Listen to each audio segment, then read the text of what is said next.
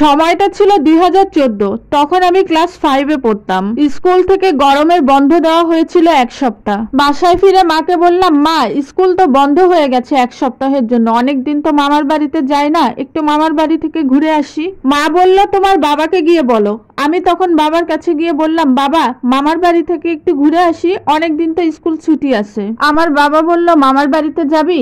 আচ্ছা ঠিক আছে যা, তবে খুব বেশি দিন থাকিস না, তাড়াতাড়ি আবার চলে আসিস। মা তখন বলল, আজ তো বৃহস্পতিবার, কালই না হয় যাস, কাল তো শুক্রবার, আমি একটু ওষুধ কিনবো, তখন না হয় তোকে ওখান থেকে আগিয়ে দিয়ে আসবো। এটা শুনে আমি তো খুশিতে আত্মহারা। তাড়াতাড়ি ঘরে গিয়ে ব্যাগ ট্যাগ গুছিয়ে নিলাম, কাল সকালেই যেতে হবে। মামাদের বাসা থেকে আমাদের বাসাটা খুব বেশি দূরে না, এই 20 টাকা রিক্সা ভাড়া হবে। পরদিন সকালে মা ওষুধ কিনে আমাকে মামার বাড়িতে রেখে বাসায় ফিরে আসলো। দিনটা খুব ভালোই কাটছিল আমার মামার বাড়িতে। আমরা এক ব্যাচের অনেকেই ছিলাম, মামাতো ভাই মামাতো বোন, এজন্যই খুব ভালো লাগতো আমার ওখানে থাকতে। মাঝখানে একদিন চলে গেল।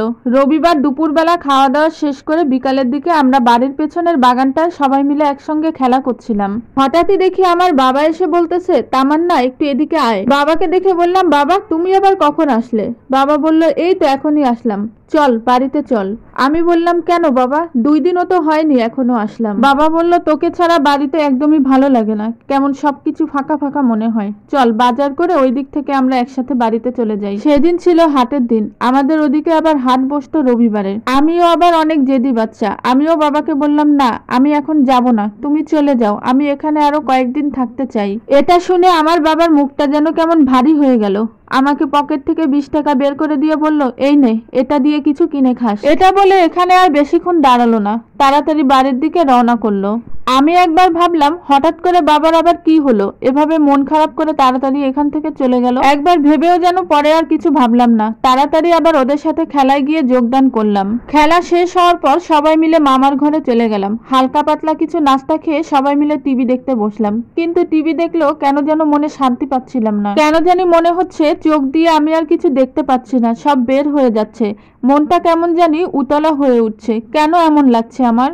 রুম থেকে একবার বের হয়ে যাচ্ছি, আবার রুমের ভেতরে গিয়ে টিভি দেখার চেষ্টা করছি, কিন্তু কিছুতেই মন বসাতে পারছি না। কেন জানি এমনিতেই চোখ দিয়ে পানি বের হয়ে যাচ্ছে। কেন এমন হচ্ছে আমার?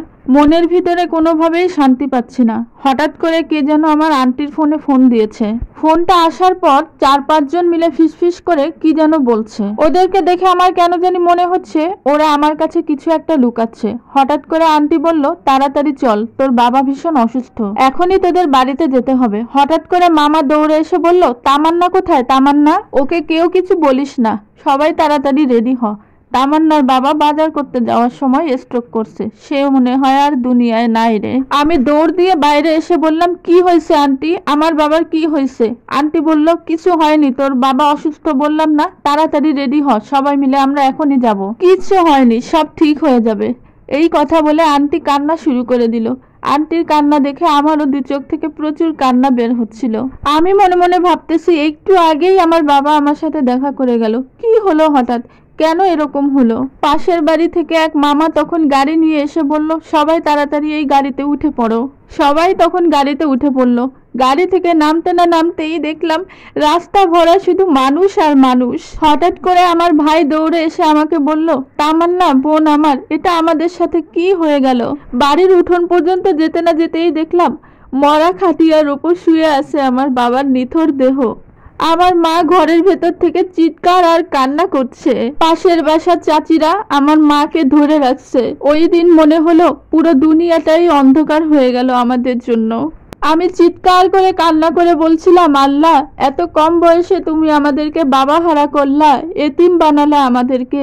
অল্প বয়সেই বাবাকে হারিয়ে ফেললাম আমরা। এখন আর আগের মতো কান্না করি না, অনেকটাই বড় হয়ে গেছি। সবাই আমার বাবার জন্য দোয়া করে দিবেন, আল্লাহ যেন ওনাকে জান্নাতবাসী করেন।